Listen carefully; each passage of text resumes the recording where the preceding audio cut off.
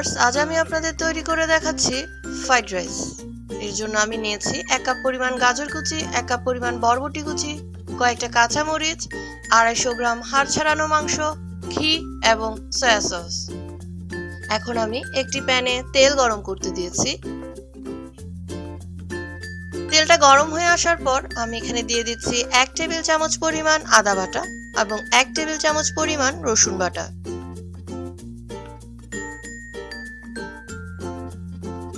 এখন আমি বাটা মশলাগুলোকে ভালোভাবে ভেজে নিচ্ছি।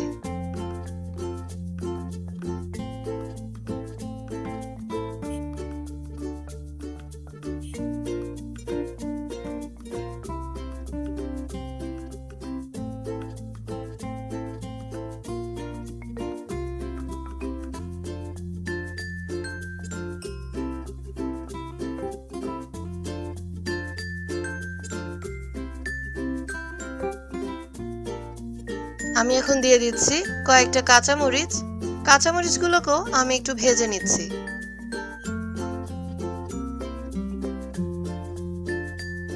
এখন আমি দিয়ে দিচ্ছি 1 চা চামচ পরিমাণ হলুদ গুঁড়ো। হলুদ গুঁড়ো দিয়ে হলুদ গুঁড়োটাকে আদা বাটা এবং রসুন বাটার সাথে ভালোভাবে মিশিয়ে নিচ্ছি।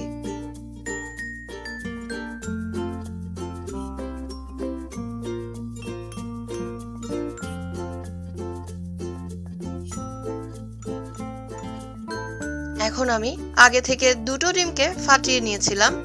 ডিম দুটোকে অল্প অল্প করে আমি তেলের মধ্যে ছেড়ে ডিমের ঝুড়ি তৈরি করে নিচ্ছি।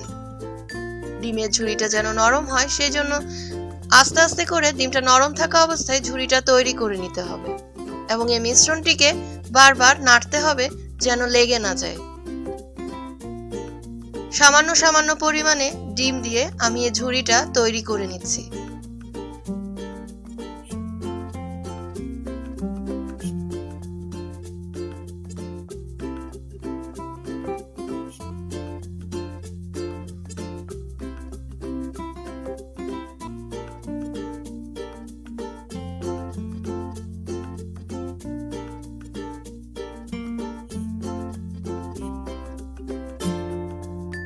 ভালোভাবে ডিমের ঝুড়িটা আমি তৈরি করে নিচ্ছি।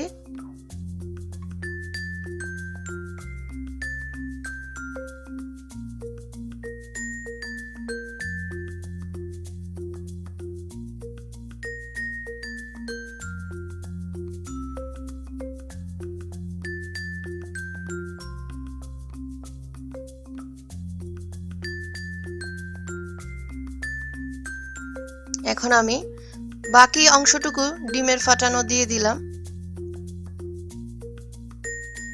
আবার ডিমের ঝুড়িটাকে আমি ভালোভাবে নাড়িয়ে নিচ্ছি।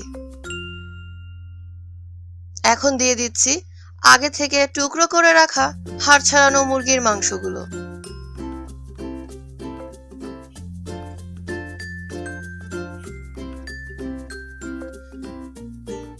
এই মুরগির মাংসগুলোকে আমি ডিমের ঝুড়ির সাথে ভালোভাবে ভেজে নিচ্ছি। মাংসটাকে ভালোভাবে সিদ্ধ না হওয়া পর্যন্ত এভাবে নাড়তে থাকবো। বারবার মিশ্রণটিকে নাড়তে হবে যেন নিচে লেগে না যায়।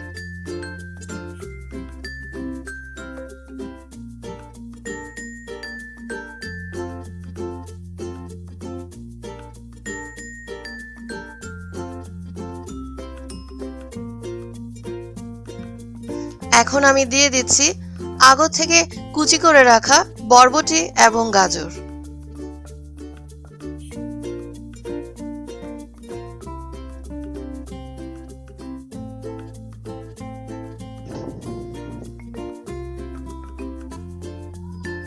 এখন ভালোভাবে বরবটি এবং গাজর কুচিগুলোকে ডিম এবং মাংসের মিশ্রণের সাথে ভালোভাবে মিশিয়ে নিচ্ছি।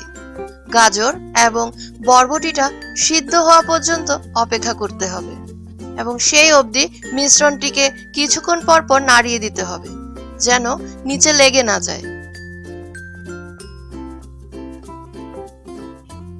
এই ক্ষেত্রে বরবটি এবং গাজর থেকে কিছু পরিমাণ জলও বের হবে। জলটাকে আমি শুকিয়ে ফেলবো।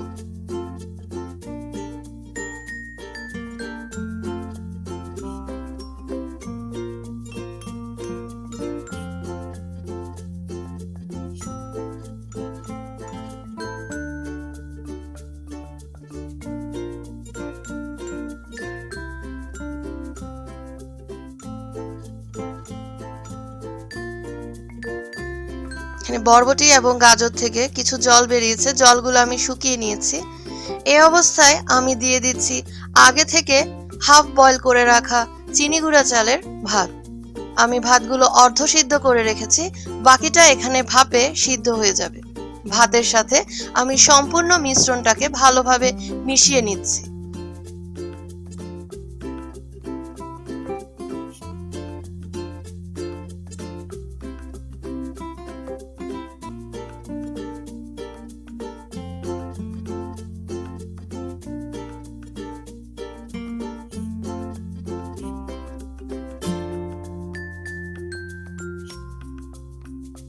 ভাতের সাথে পুরো মিশ্রণটাকে আমি ভালোভাবে নাড়িয়ে নিচ্ছি।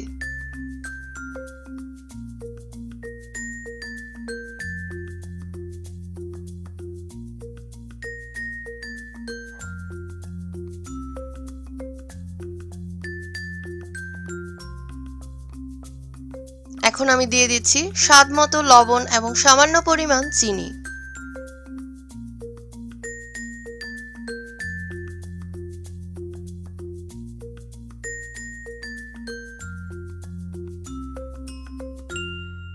এখন দিয়ে দিচ্ছি 2 টেবিল চামচ পরিমাণ সয়া সস। এখন সয়া সসের সাথে ভালোভাবে পুরো ফ্রাইড রাইসটাকে মিশিয়ে নিচ্ছি।